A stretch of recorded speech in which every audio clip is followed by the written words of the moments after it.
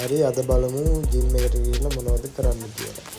අපි ඉස්සෙල්ලාම මේකට හදා ගන්න ඕනේ ජිම් එකට යන්න කලින් ඩ්‍රින්ක් එකක් තියෙන මගේ හදා ගන්න.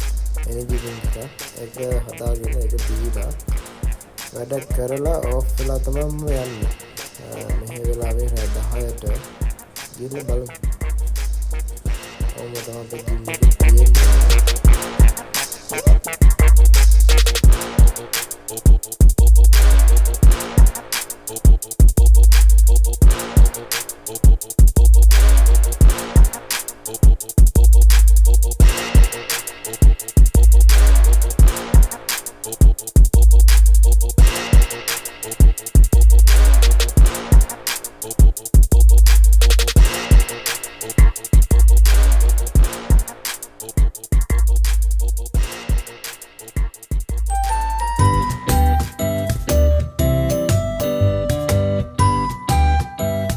hari ada di